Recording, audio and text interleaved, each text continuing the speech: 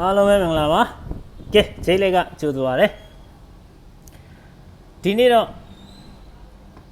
စမ်းနေတဲ့ခန်းလေးပါပဲအဲ့တော့ခန်းလေးကြောက်ဘာကြောက်ဖြစ်မလဲကြည့်အောင်နော်ဘာကြောက်ဖြစ်မလဲဆိုတော့ကြောက်လေးကဒီမှာအသားတော်ပေါ်နေပြီနော်ကြောက်သားတော်ပေါ်နေပြီတဲ့ကြောက်သားတော်ပေါ်နေပြီဆိုတော့မဲနေရဆိုတော့နော်ဘာဖြစ်မလဲကြည့်အောင်နော်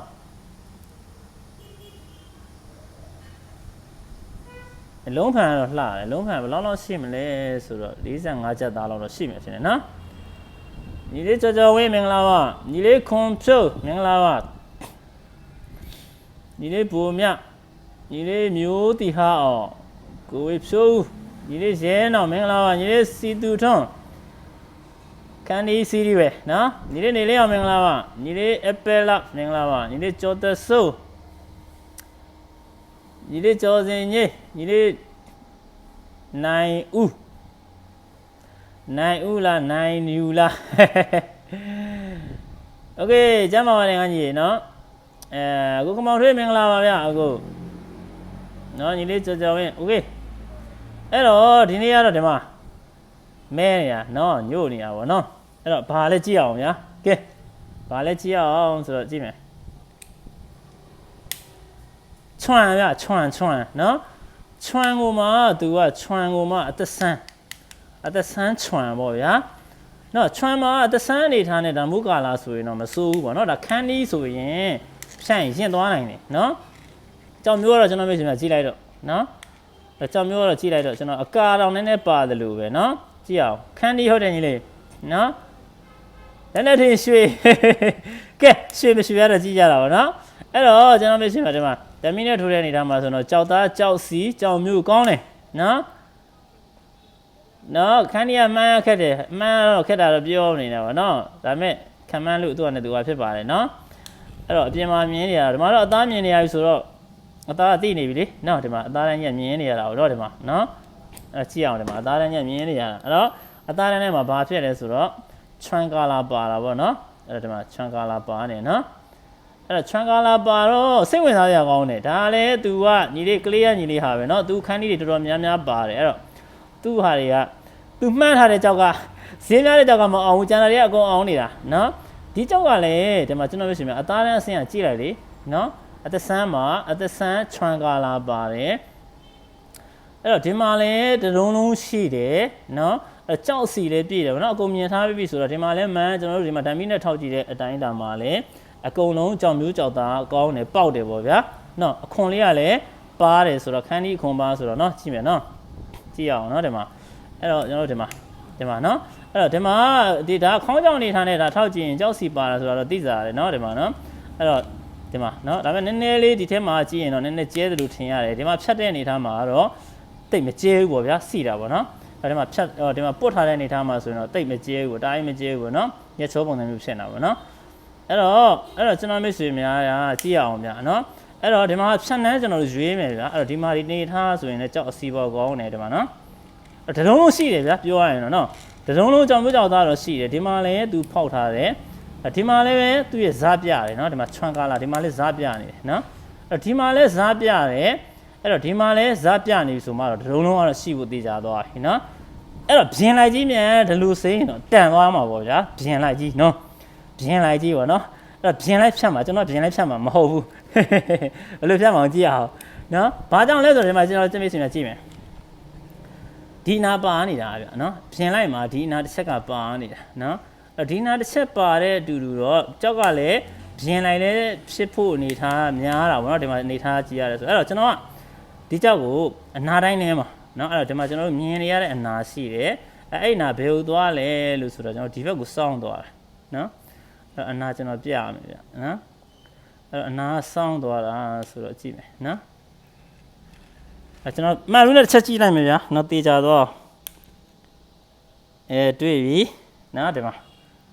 တွေ့ပြီဆိုတော့ဒီမှာအနာကနည်းနည်းလေးဟိုဟာနဲ့ကြောင်ဝင်မြင်ရတာဗျာနော်ကျွန်တော်ပြအနာသွားတာကိုပြနော်ဒီမှာအနာဒီမှာနော်ဒီမှာဒီနာနော်အဲ့ဒီမှာရလာတဲ့အနာပဲဒီမှာဒီကနေဒါမျိုးလာသူကဒါမျိုးလာနော်အဲ့ဒါမျိုးလာပြီးတော့ဒါမျိုးသွားတာပေါ့ဗျာနော်ဒီမှာဒီမှာအနာနော် နော်ဘလောက်ဝယ်လဲဆိုတော့ဒီကြောက်ကသူအကုန်လုံး390လောက်ကြာတာ390ကျော်ကြောက်တဲ့ခါကျဒါတွေကဟိုတနေ့ကကျွန်တော်ဖြတ်အောင်နဲ့ကြောက်တယ်ပေါ့နော်ကျွန်တော်ကြက်ကြီးပဲလောက်ပဲဒါတန်တယ်ဒီကောင်တော့10ငွေလောက်တန်တယ်အဲ့ထင်းနေမှာဖြတ်တော့ဒီကြောက်နေထားတာကျွန်တော်တို့အပြင်မှာအပြင်ဆိုရင်ဒါလည်း10ငွေဝယ်ရမှာနော်โอเคအဲ့တော့ဒါလည်း10ငွေဝယ်ရမယ်ကြောက်ပါအဲ့တော့ဖြတ်တဲ့အနေထားမှာဘယ်လိုဖြစ်မလဲကျွန်တော်ကြည့်မယ်နော်10ငွေဆိုတာကတော့ကျွန်တော်က10သိန်းပူအဲ့ဟာကိုပြောတာပါနော်အဲ့ဝန်းကျင်ကိုပြောတာပါနော်နတ်ပေးနမ်းပဲဟုတ်တယ်ငါကြီးညီလေးတာယာမောင်သိနေနော်အဲ့တော့အနာပါတော့နတ်ပေးနမ်းပေါ့ကွာကိုကြည့်ကြမလို့တော့နန်းရွေးကြမလို့တော့ဘောနော်အဲ့တော့နာပါတဲ့နေရာပေါ့နော်ဒါအဓိကတော့ main နေရာမှာအနာကဒါမျိုးပတ်သွားတာကြီးထင်သာမြင်သာရှိတာပေါ့ကွာနော်အဲ့တော့အနာကထင်သာမြင်သာရှိပြီဆိုတော့ဖြတ်မယ်ကွာပုံမှန်ဆိုရင်တော့ဒါအဲ့နာကအလဲတက်မပေါဆိုအကောတိုင်းဖြတ်မှာနော်ပြင်လေးနေတာလှတယ်ကွာဒီမှာလည်းမြင်ပြီးသားကိုဖြတ်မှာပေါ့နော်ကဲဟိုးဆိုတဲ့အတန်ကြားမလားဝါဆိုတဲ့အတန်ကြားမလားတော့ဖြတ်ပြီးမှကြည့်ရပါပဲနော်အဲ့တော့ကြောက်သားညက်တယ်ဟုတ်တယ်မနော်အဲ့တော့ဒီမှာဒီနေထားရဆိုရင်တော့မြင်ပြီးသားဖြစ်တဲ့ကြောင့်မို့လို့ကျွန်တော်တို့ဒီမှာကျွန်တော်ချွန်ကာလာပါနေတယ်နော်အဲ့တော့ချွန်ကာလာပါလို့ဆိုရင်ရင့်သွားရင်အတွင်းထဲမှာမြန်ရင့်သွားတယ်နော်ဝေခေါတို့ခန်းလေးတို့အတွင်းထဲမှာတော့ခဲတတ်တယ်နော်ချွန်ရနော်โอเคအဲ့တော့ကျွန်တော်ကြည့်ရအောင်ဒီမှာဒါနာတိုင်းသွားတာပါနော်အဲ့ကျွန်တော်မှန်လို့နဲ့တစ်ချက်ထောက်လိုက်မယ်ဗျာနော်အဲ့တော့သူ့ရဲ့အနာတက်လာကျွန်တော်ကြည့်ကျင်လို့ပါနော်ရေဆွတ်လာအောင်မယ်ဗျာအနာမတက်မှာကြောက်လို့နော်ခုနကတော့ကျွန်တော်ဒီတိုင်းပဲလှမ်းပြီးတော့ယာလိုက်တာဆိုတော့အနာမတက်မှာကြောက်လို့တဲ့ပါလေနော်နည်းနည်းလေးပဲတိတ်မယ်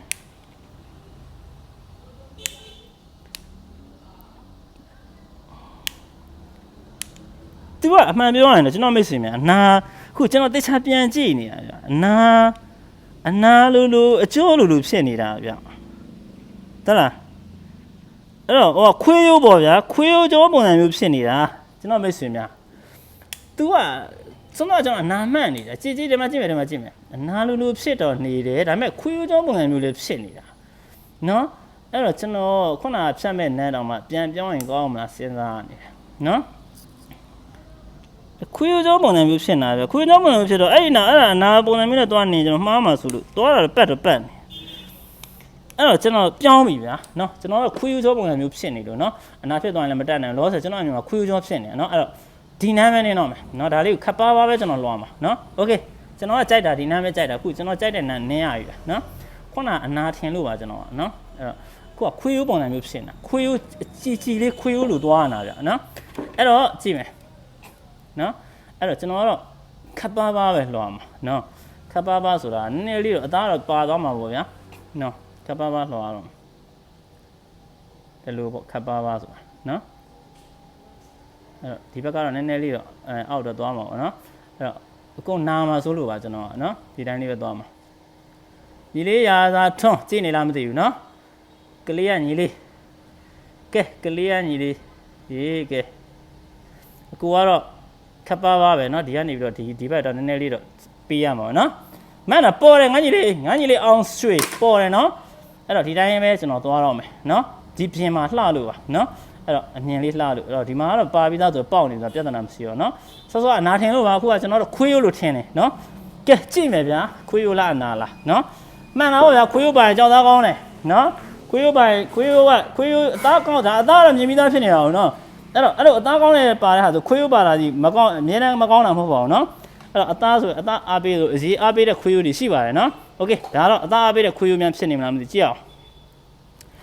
အခွန်ကြက်တယ်ဆိုတာနောက်ကျပြပေးမယ်ငါကြီးနော်အခွန်ကြက်တယ်ဆိုတာ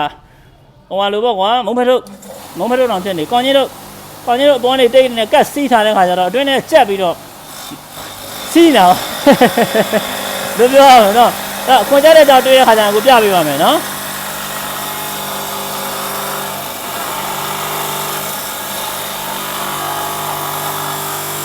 ကဲကပ်ပါလေးနဲ့စားလိုက်မယ်နော်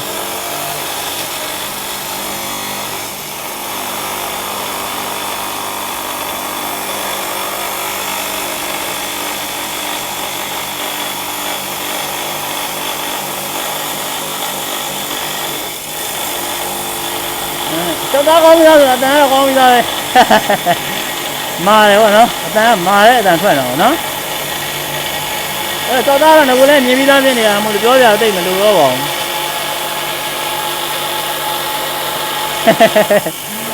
အဲ့ညီလေးအောင်စီမင်္ဂလာပါ ဒီလေးအောင်သူဖြိုးဒီလေးအောင်မျိုးမင်းဒီလေးအောင်မျိုးမင်းကိုပြောနေကိုမက်ဆေ့ချ်အားမှလာပြောဦးနော်ဒီလေးအောင်စောမျိုးဒီလေးသူတွေဒီလေးတိတ်ခါဆွမင်္ဂလာပါဒီလေးကျော်ထုံးမော်မင်္ဂလာပါမကြီးဒီလေးအောင်သူဖြိုးမင်္ဂလာပါဒါမို့တော့ကျွန်တော်တို့ကတွာချက်ထုလို့တွာချက်နှွားလို့နှွားတာပေါ့နော်နန်းတိကျမှဖြစ်မှာပေါ့နော်လက်ငိမ့်ဖို့လဲလိုတယ်ပေါ့ဒါမျိုးနေရာတွေရောလေနော်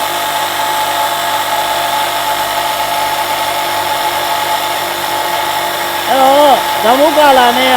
အရေးခဲသွားရင်တော့ရာတော့မျိုးမခဲရင်ဘူးပေါ့ဗျာ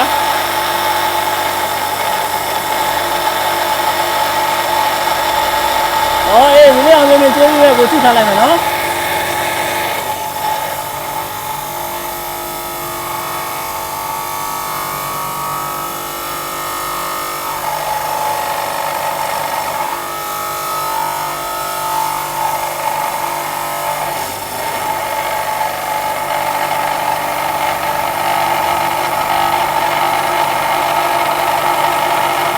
ခဲကျွန်တော်ဆွဲတာကောက်တာခဲကျွန်တော်ဆွဲတာကောက်တာကျွန်တော်အပေါ်ရလေးနည်းနည်းသွားဆက်လိုက်တာဒီဘက်ကကိုဒီဘက်ခဲမှာတော့ကြာမှာလားဟိုဘက်ခဲနည်းနည်းလေးကျွန်တော်ကဆွဲတာအပေါ်ရောက်သွား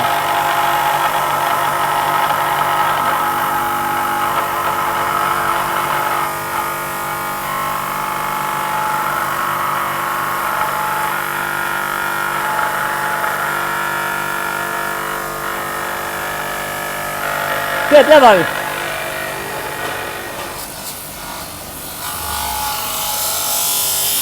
ကဲပြတ်ပါပြီဘုန်းကြီးဆိုရင်တန်ဖို့ကောင်းမှာဟုတ်လားကျန်နေရဟုတ်ကျန်နေရပြောရလားကွာโอเคပါကျွန်တော်မစင်များမဲဒီကားလိုင်းမြောင်းဝင်သွားရင်နော်ဒီကားလိုင်းမြောင်းဝင်သွားဘယ်နဲ့လောက်ကြမလဲအဲ့တော့โอเคပါအဲ့တော့ကျွန်တော်မစင်များကြည့်မယ်ဗျာနော်ရေလေးတော့စွတ်လိုက်အောင်ကဲမီးလေးခဏမိတ်ထားမယ်မင်းလည်းမိတ်ပြီလို့ရမလားโอเคပါကျွန်တော်ပြင်ကြည့်မယ်နော်အဲ့တော့ဒီနားကလည်းရင်းနေနေရအောင်နော်အဲ့တော့နန်းကတော့နည်းနည်းလေးကျွန်တော်ကတားတာဟွာဖြစ်လို့ပါနော်ကျွန်တော်တားတာနည်းနည်းလေးဒီနားလေးတော့မှန်ပါတယ်ဒီနားကကျွန်တော်အပေါ်တက်သွားတာနော်ဒီမှာကျွန်တော်ကတကယ်တမ်းဒရင်လို့အောက်သွားမှာလေဒီအပေါ်ပဲရမှာနော်နည်းနည်းလေးကျွန်တော်တားတာဟွာဖြစ်တာโอเคကြည့်မယ်โอเคကြည့်မယ်ဟာကျွန်တော်ကြည့်လိုက်ညို့တယ်နော်ညို့တယ်နော်ဟာဒီမှာကြည့်အောင်ဟာကြောက်သားတော့အနာတော့ကျွန်တော်ပြောတဲ့အနာမဟုတ်တော့တော့မြင်လားကျွန်တော်ကအနာမဟုတ်တော့ဘူးထင်လို့ဖြတ်တဲ့နေရာဒီနားလေးနော်ဒီမှာခွေးရိုးထင်တဲ့နေရာဒီမှာဒါခွေးရိုးကြောဒီမှာနော်ကျွန်တော်အဲ့ခွေးရိုးထင်တာပဲနော်ကြည့်အောင်အဲ့နားလေးတစ်ချက်ပြန်ပြီးတော့ပို့မယ်အနာဆိုရင်တော့အနာလားခွေးရိုးလားဒီဘက်မှာတော့အနာမပြအောင်เนาะကျွန်တော်တစ်ချက်လေးမှန်လို့နဲ့ကြည့်မယ်တော့အနာတော့နည်းနည်းလေးဒီပါတယ်ဗျဒါပေမဲ့အဲ့ခုနပြောတော့ကျွန်တော်ပြောတဲ့နေရာအနာတော့မဟုတ်ဘူးဗျဟာကြောက်ကတော့တော်တော်မိုက်နေပြီပဲကျွန်တော်ကြောက်ကတော့တော်တော်မိုက်နေပြီပဲကဲဖြီးမယ်ဗျာကျွန်တော်မစင်ဖြည်းဖြည်းချင်းလေးသွားမယ်နော်โอเคအဲ့တော့ဒီမှာကြည့်တဲ့အနေထားဘာတွေပါလာယူနော်ဒီနှခမ်းသားတွေတော့ညို့နေတာပဲနော်โอเคကြည့်အောင်ဗျာဆက်ပြီးတော့ဖြည်းဖြည်းချင်းလေးသွားတာပေါ့နော်ဒါမိုက်တယ်အစံလေးတစ်ချက်ပါတယ်ဒီမှာကစုံတစ်ချက်ပါတယ်ဒီမှာအနာနော်အဲ့အနာကကျွန်တော်ပြတဲ့အနာတော့မဟုတ်ဘူးဗျာနော်အနာနဲ့ခွေးရိုးနဲ့ကြည့်မယ်ဗျာဆက်ပြီးတော့နော်ဒီနာကတော့အနာပါတယ်နော်โอเคဆက်ဆွဲမယ်ဆွဲရဟာတေးပြီဆရာအောက်မှာပါတော့ကြည့်အောင်နော်အနာတော့မဟုတ်ဘူးဗျာနော်ကျွန်တော်စောစောအနာလို့ထင်တဲ့ဟာကျွန်တော်ခွေးရိုးထင်လိုက်လို့ပြောင်းလိုက်တာနော်နန်းပြောင်းလိုက်တာဒီဘက်ကအစံကဗျမ်းတော်ထောက်သွားတယ်နော်အစံတောင်ကျွန်တော်တို့သတိမထားမိပါလားကြည့်အောင်နော်အစံဒီမှာဒီအစံဝင်တာနေမှာဒီမှာနော်ကျွန်တော်တို့အစံတောင်သတိမထားမိဘူးနော်ဒီမှာနော်အစံပါတဲ့လက္ခဏာမတွေ့ရအောင်နော်ဒီမှာဒီအစံဒီနာဒီအပေါက်ကအစံဝင်တာပဲနော်နော်အဲ့ဒါသတိထားမှာပဲဒီမှာနော်ကျွန်တော်မြင်စင်များဒါပေါက်ဖို့ပေါ့ဗျာကျွန်တော်သတိမထားမိလိုက်တာပါနော် အဲ့တော့ပေါက်ဖို့ပေါ့ဒီနာကတော့နော်အစံပါလို့ကျွန်တော်မထင်ဘူးဗျတကယ်အမှန်ပြောတာနော်အဲ့တော့ဒီမှာတကယ်တမ်းကတော့ဒါမျိုးလက္ခဏာတွေကနေဝင်တော့ပါနော်ဒါကတော့ကြုံတဲ့အချိန်မှာကျွန်တော်မိတ်ဆွေများနောက်ကျမှတ်ပေါ့ဗျာနော်ကျွန်တော်တော့တတိမထားမိလိုက်ပါအောင်โอเคအနေထားလေးကြည့်အောင်ဗျာနော်အဲ့တော့အနေထားကတော့ဒီမှာကဲကြည့်မယ်နော်အဲ့တော့ကျွန်တော်ပြောတဲ့ဆော့ဆော့ကတော့ကျွန်တော်ကပြင်လိုက်ကြီးတွက်ထားတာကိုနော်ဒါပေမဲ့ဒီမှာသူ့ရဲ့အနာသက်တွေကြည့်မယ်နော်ဒီမှာအနာသက်တွေဒီမှာကောင်းတော့နော်အနာသက်တွေအဲ့တော့ဒီအဆန်ကအောက်ထီရောက်မရောက်တော့မသေးကြသေးဘူးကျွန်တော်ကတော့နောက်ပိုင်းဆက်ဖြတ်ပါပေါ့နော်အဲ့တော့ကြည့်အောင်အခုတိုင်းကြည့်မယ်နော်ဆယ်သိန်းကတော့ AC ပဲလေဆော့ဆော့ငွေကျွန်တော်ကပြောတဲ့ဟာဆယ်ငွေတော့ဝယ်ရမှာ10ဝန်းကျင်ပေါ့နော်အဲ့တော့10ပေါ်10ဝန်းကျင်ပေါ့ဒါ AC ဖြစ်သွားပြီလေ10သိန်းပဲကောက်မှာလုံးဒါကြီးကကျွန်တော်မိတ်ဆွေများနော်10သိန်းကကောင်းကောင်းမြတ်သွားပြီလေ10သိန်းထားတဲ့အနေထားပေါ့နော်ဆော့ဆော့အနေထားရဆိုတော့ဒါအောင်သွားပြီလေအဲ့ကျွန်တော်ပြမယ်နော်သူ့ရဲ့အကျိုးကဒီမှာဒီဘက်မှာဒိုင်မီနဲ့ထောက်တော့လဲဒီမှာချွမ်ကာလာပါတယ်ဒီမှာလဲကာလာပါတယ်ဆိုတော့ချွမ်ကတော့အပြည့်ပဲအကုန်ပါတယ်ဗျနော်အစံလေးနှောက်သွားလို့မနှောက်လို့ကတော့ကျွန်တော်မိတ်ဆွေကဒီကြောက်က50အပေါ်ကြောက်ဖြစ်သွားပြီလေဒီမှာတွေအကုန်လုံးအပြည့်ဆိုရင်နော်ဆေးရွက်တိုင်သွားမှာလောဆယ်တဲ့အစံဒီနားမှာတော့ပါနေပါတယ်အဲ့တော့ဒီဘက်တွေမှာကျွန်တော်တို့အစံအသွားလာကြည့်အောင်နော်အဲ့တော့ဒီမှာကတော့တိတ်မတွေ့ရအောင်နော်ကျွန်တော်တို့သူ့ရဲ့အစံပေါ့နော်အဲ့တော့ကျွန်တော်ခုနအဖြူခွက်ပေါ့နော်အဲ့တော့အဖြူခွက်အနေထားဒီမှာတော့တိတ်မတွေ့ရအောင်နော်အဲ့တော့အောက်ပိုင်းမှာတော့ရော့သွားနိုင်မဲ့လက္ခဏာရှိတာပေါ့နော်ဒီဟာကအပွင့်ကြီးရမှာချွန်လေအပွင့်ကြီးရမှာခန်းကြီးချွန်သိရမလားကျွန်တော်နော်8သိန်းနဲ့ချွန်ကြီးချွန်အောင်ထားတာလေးကိုမျက်စိနဲ့မြင်ကြည့်လိုက်ဒီအသားမြင်နေနော်ရှင်းတယ်အဲ့တော့ဒါအပွင့်ရတယ်ခုနကျွန်တော်ပြောတဲ့ဒီနာကခွေးဦးကြောဖြစ်နိုင်လို့မို့ကျွန်တော်အနာမဟုတ်ဆိုအဲ့ဒါအနာမဟုတ်ပါဘူးနော်အဲ့တော့ကျွန်တော်အဲ့ကြောင့်နမ်းပြောင်းလိုက်တာပေါ့နော်တကယ်လို့မဟုတ်ရင်တော့ကျွန်တော်ဒီတိုင်းနင်းရင်တော့ပြောမရအောင်ကြောက်ကပြက်ရင်လည်းပြက်သွားနိုင်တယ်နော်ထိချင်မှထိမှာပါဗျာဒီလိုတကယ်လှတဲ့နေရာတွေထိချင်မှထိကြမှာဒီအဆန်တွေမြင်ပြီးတော့အဆန်ကအပေါ်အနေဆိုတော့တမျိုးပေါ့အောက်မှာခဲသွားတယ်နော်အဲ့တော့ကျွန်တော်တို့နောက်ပိုင်းဒီနန်းတွေကျွန်တော်ဖွင့်ပါပါနော်အဲ့တော့ဒီနေထားရတော့လှနေပြီပေါ့ဗျာနော်အဲ့တော့ကျွန်တော်မျက်စိမှာကြည့်နော်စမ်းတယ်ချမ်းကလာပါတယ်စမ်းတယ်အပွင့်ရတယ်နော်အဲ့တော့ချွန်ပွင့်ရတယ်ဗျာအရွယ်ကြီးရတယ်ဆိုရင်တပွင့်ကျွန်တော်တို့ရောင်းစားနေတာပဲเนาะအဲ့တော့ဒီအသားတန်းအဆင့်ဆိုတော်တော်လေးမြင့်နေပါပြီเนาะအဲ့တော့ညီမလေးမတန်တာမင်္ဂလာပါเนาะโอเคအဲ့တော့မရပါဘူးငါကြီးစေးရအောင်မရဘူး50အောင်ပဲเนาะနောက်ထပ်ဖြတ်လိုက်လို့မြန်ဒီဆန်တွေကအပွင့်ရလောက်ပဲရှိပြီးတော့အောက်မှာနေကျပြီးတော့အပွင့်ရရင်တော့ရပါတယ်အဲ့ကြရင်တော့50 60စေးပိုင်းရသွားမှာပေါ့เนาะအဲ့တော့ရင်ခုံအောင်တစ်ချက်စောင့်ကြည့်တာပေါ့ဗျာဖွင့်ပြအောင်လားအောက်ကအောင်တိုင်းဖွင့်ပြအောင်မလားအောင်တိုင်းဖွင့်ပြလို့ရပါတယ်ကျွန်တော်ကနော်အောင်တိုင်းဖွင့်ပြလို့ရတယ်ဗျနော်အဲ့တော့နောက်တစ်ချက်ကြည့်မယ်ဗျာကဲကြည့်ပြီးတော့ကျွန်တော်ဖြတ်ပြပြီးရနော်အဲ့တော့ကျွန်တော်မဆိုရင်တစ်ခါလေးကြည့်လို့ကောင်းသွားတာပေါ့ဗျာကဲ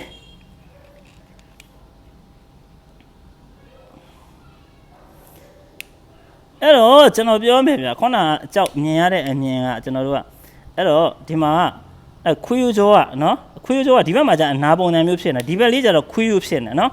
ခွေးရိုးနဲ့အနာနဲ့ဆက်နေတာအဲ့တော့ကျွန်တော်ပြမယ်နော်အဲ့ဒီမှာနော်ဒီနားလေးမှာကျတော့ခွေးရိုးပုံစံမျိုးဖြစ်ပြီးဒီဘက်မှာကျအနာပုံစံမျိုးသွားတာနော်အဲ့တော့ခုနကျွန်တော်နင်းကျင်တဲ့ကျွန်တော်ကခုနနင်းမဲ့လို့ပြထားတဲ့နေရာအဲ့ဒီနင်းပြပေးမယ်ဗျာနော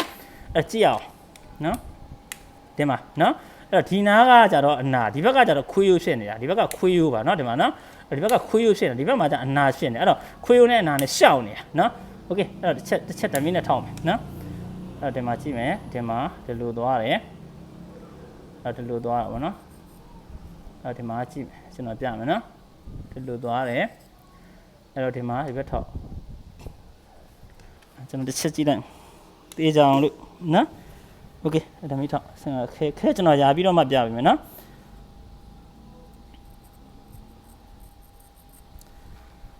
်အဲ့တော့ဒါပေါ့နော်โอเคအဲ့တော့ကျွန်တော်ပြမယ်နော်အဲ့တော့ကျွန်တော်တစ်ခါလေးပြပေးလိုက်တော့မယ်ဗျာရင်ခုန်ကြည့်တာပေါ့နော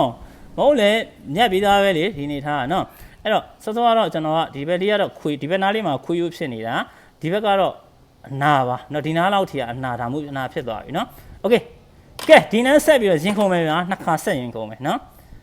နှစ်ခါဆက်ပြီးရင်ခုန်မယ်နော်โอเคကြည့်မယ်ဗျာကဲဒီနားကဘယ်လိုဆက်ပြီးတော့အပြောင်းလဲဖြစ်မှာကြည့်ရပါနော်အဲ့နှစ်ခါထပ်ရင်ခုန်မယ်ဗျာအဲ့ဒီအောက်ကအဆန်အောက်ထိမစင်းတော့ဆိုတော့ကျွန်တော်ဒီဘက်မှာမတွေ့ပြန်ဘူးနော်ဟိုဘက်လူတော့ဖြူဆန်မတွေ့ဘူးပေါ့ဗျာကဲကြည့်မယ်ဒီလိုတရားကိုနယူးဇီလန်လားโอเคငါညီလေးမင်္ဂလာပါကွာနယူးဇီလန်တော့လာလေကျင်သားပဲကဲဆက်လေးမခုန်တဲ့ချင်းကြောက်တော့ပုံစံမျိုးပါပဲကြောက်က အဲ့တော့အရွယ်ကြီးရတာပေါ့ပြီးတော့ခန်းကြီးကမှတ်တဲ့ဦးမှာမှတ်တဲ့တော့အရေးကပို့ပြီးတော့စီးအောင်ပါလားနော်အဲ့ကျွန်တော်မိတ်ဆွေများကိုဒီကြောက်နေနေတော့ကျွန်တော်နောက်ပိုင်းမှာပြပေးမယ်နော်လောက်ရောင်းရတယ်ဘယ်လိုသွားရဲဆိုတာကိုသေချာလေးရိုက်ပြပေးမယ်နော်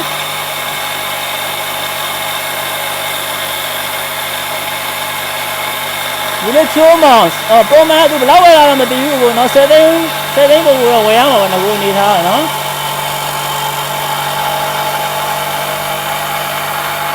ဒီကရာထက်တောင်းဖို့ပါဦးညီလေးက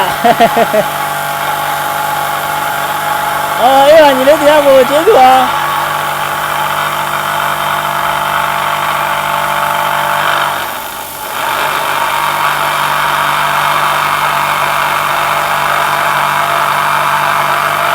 ညီလေးနဲ့တူအောင်အမေရိကဟုတ်လားအမေရိကလည်းလာလေစင်းနေတာအမေရိကမှာတင်နေသားရရမ်းများနေပြီလာလေရမယ်နော်โอเคပါကျွန်တော်ဆက်ကြည့်အောင်နော်မမတန်တာမင်္ဂလာပါ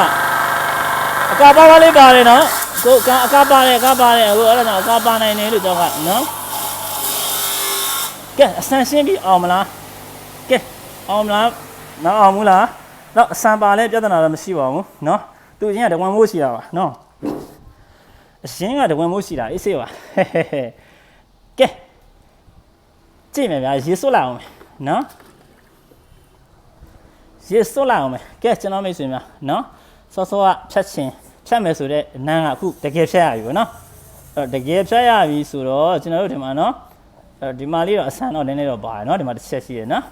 ကျန်တဲ့နေရာတော့ဒီနာကတော့နည်းနည်းလေးတော့ရှိတယ်ဟိုလိုအဆန်တော့မဟုတ်တော့ဒီနာဒီမှာတူးနေတာနော်ဒီနာလေးကတော့နည်းနည်းအဆန်လိုဖြစ်နေတာပေါ့နော်ကဲအောက်ထိမဆင်းပါသေးနဲ့ပဲဆူတောင်းအောင်ပါနော်ကဲကြည့်မယ်ကျွန်တော်မိတ်ဆွေများနော်ဒီဆန်ကတော့လောဆယ်ဆင်းနေပြီနော်နော်ဟာဒီဘက်တွေတော့ရှင်းသွားပြီနော်ဒီမှာအဆန်ရှင်းနေပြီနော်ကဲအောက်ကဘာတွေတော့ကြည့်မယ်ဗျာအောက်မှာနည်းနည်းလေးတော့မှနှောက်ဆက်သွားတယ်နော်နှောက်ဆက်နေပါရဲ့နော်အဆန်ကတော့အပေါ်ပဲရှိတာပဲအဆန်ကဒီပေါ်မှာပဲရှိရနော်ခုနကကျွန်တော်ပြတဲ့ဒီဘက်ဒီနားလေးပဲရှိရနော်ဒီဘက်မရှိဘူးနော်အဲ့တော့ကျွန်တော်မိတ်ဆွေများကြည့်အောင်များနော်အဲ့တော့ကျွန်တော်ကြည့်အောင်နော်အဲ့တော့ဒီမှာကတော့ဒီ net box ကတော့အောက်ဆင်းသွားတာတော့စိတ်ဝင်စားစရာကောင်းတယ်ဒီမှာလေအနက်ဘောက်ကဒါမျိုးသွားတာဒါမျိုးပွားသွားတယ်ဆိုရင်ဒီအရွယ်ကြီးရနိုင်တယ်เนาะဒီမှာเนาะကျွန်တော်ပြန်ကြည့်မယ်เนาะဒီအရွယ်ကအရွယ်ကြီးရနိုင်တယ်ဒီဟာကြီးကเนาะလောလောဆယ်ဆယ်เนาะဒီအဆန်ကဒီမှာဒီနားလေးပဲကျွန်တော်တို့ခွေသွားပါတယ်ဒီမှာเนาะအဲ့ဒါတစ်ချက်ရှိပြီဟုတ်ပြီเนาะဒါကကျွန်တော်တို့ကဒီမှာတော့အနှောင့်အယှက်တွေပါတယ်ဒီမှာအဆန်ပါတယ်ဒီမှာအောက်မှာဒီမှာnet တော့เนาะအဲ့တော့ဒီမှာကတော့အကာပါတယ်เนาะဒီကြောက်ကเนาะအဲ့တော့အပေါ်မှာကြည့်ရတဲ့လက္ခဏာမှာအကာပါနိုင်တယ်လို့ကျွန်တော်ပြောတဲ့ဟာပါเนาะဒီမှာအကာပါတယ်เนาะအဲ့တော့ဒါကတော့နည်းနည်းစိတ်ဝင်စားစရာကောင်းတယ်နော်ဒီဘက်ကိုကျွန်တော်နှေးမှတ်ချောကြည့်လိုက်မယ်နော်โอเคကျွန်တော်ကြည့်ပြပေးမယ်နော်ဘယ်လိုသွားနိုင်တုံးဆိုတာကြည့်ပြပေးမယ်နော်ဒီကောင်ကတော့အရွယ်ရှိတယ်ဗျဒီကောင်ကအရွယ်ရမှာနော်နောက်ဆုံးကျွန်တော်အပွင့်မလုပ်ချင်လေအတစ်ပေါ့နော်အတစ်ဆိုရင်လေစိုက်ကြည့်တော့ထွက်နိုင်တာပေါ့နော်တကယ်တမ်းကတော့ကျွန်တော်မိတ်ဆွေများပြောရရင်တော့စောကနန်းကပိုလှပါတယ်ဒီနန်းကတော့ခုအနေအမြင်နဲ့ဆိုရင်ခုနန်းကပြက်ပါတယ်အဲ့တော့စောကကျွန်တော်ကဒီအနာတိုင်းနဲ့စောရနင်းလိုက်ရင်တော်တော်စိတ်လက်ကြပြီးတော့နောက်နိုင်တော့မှနင်းချင်မှနင်းဖြစ်မှာနော်အဲ့တော့စောကနန်းမဖြတ်လိုက်တာတော့မှမှန်သွားတယ်ပြောရမှာပေါ့နော်အဲ့တော့ဒီနန်းစောကဖြတ်လိုက်တာမှန်တယ်ဒီနန်းဖြတ်တာတော့မှားတယ်အဲ့တော့ပထမနန်းကျွန်တော်ရွေးတော့ကပြောင်းလိုက်တာဒါမှန်သွားတယ်ပေါ့နော်ဒါနောက်တစ်ချက်ပေါ့နော်တကယ်တမ်းကစောကကျွန်တော်တို့ဒီနန်းကနင်းပြီးတော်တော်စိတ်လက်ကြမှာနော်ကျွန်တော်ပြောဆိုရင်အဲ့တော့ဒီနန်းနင်းလိုက်တာတော့မှန်သွားတာပေါ့စောကလေးကကျွန်တော်ပြန်ပြောင်းလိုက်တာမှန်သွားတယ်အဲ့တော့ဒီနန်းကတော့မှားပါတယ်ကျွန်တော်ပြောကြည့်နော်အဲ့တော့ဒီအတစ်ကဒီမှာတော့ site ကြီးတော့ရှိတယ်အဲ့တော့ဒီဘက်တွေပေါ့နော်အဲ့တော့အဆန်ကဒီဘက်မှာသွားတယ်ဆိုတော့ကျွန်တော်တို့ထုတ်တဲ့အနေထားပေါ်မှာတော့အပွင့်တွေတော့အများကြီးထွက်မှာနော်အပွင့်တွေကတော့အများကြီးထွက်မှာပါအဲ့တော့ဒီမှာနော်အဲ့တော့ဒီမှာကျွန်တော်ပြောကြည့်တယ်ဒါပါဒီ net box တွေကတော့အပွင့်ထုတ်လို့ရမယ်နော်ဒီမှာဒီဟာတွေကတော့ဒါအနှောက်အယှက်ဖြုတ်ချီးပုံစံမျိုးတွေပေါ့နော်ပါသွားတယ်နော်အဲ့တော့ဒီမှာအနေထားကတော့ဒီနားလေးတော့ net box ပါပါတယ်โอเคအဲ့တော့ကျွန်တော်ပြောများဖြန့်နှန်းနေတဲ့နေရာမှာတော့ဒါပဲအရင်နှန်းဆိုရင်တော့ကျွန်တော်တို့စိတ်ညစ်သွားမှာပါเนาะအဲ့တော့အရင်ဒီနှန်းလေးနင်းပြထားလို့တက်တာသွားတာပေါ့เนาะဒါပေမဲ့ तू ကအဲ့တုန်းကကျွန်တော်အမြင်စောစောလေးရဆိုရင်တော့ပြဿနာကိုမရှိသေးပါဘူး तू 10သိန်းပို့ကပြဿနာမရှိဘူးဖြန့်ရင်ကျွန်တော်ကလက်ထမ်းမြတ်ဖို့မခဲရင်ဘူးလို့ကျွန်တော်တို့တွက်ထားတာပါเนาะအဲ့တော့အပွင့်ထုံးမဲ့အနေထားလေးတော့ရှိလာနိုင်ပါတယ် တိုက်ဆိုင်နေဆိုရင်တော့နောက် live တွေမှာကျွန်တော်တကယ်လို့ထုတ်ထားတယ်အပွင့်ထုတ်ထားတယ်တွေးထားတယ်ဆိုတော့ကြုံရင်တော့ပြပေးပါမယ်နော်အဲ့ဒါကျွန်တော်သိတဲ့အတိုင်းပဲတစ်ခါကြလုံများတော့မပြပြတာလေးရှိရပါတော့ okay ပါဂျိတ်လိုက်ကိုအားပေးရအားလုံးကိုကျေးဇူးတင်ပါတယ်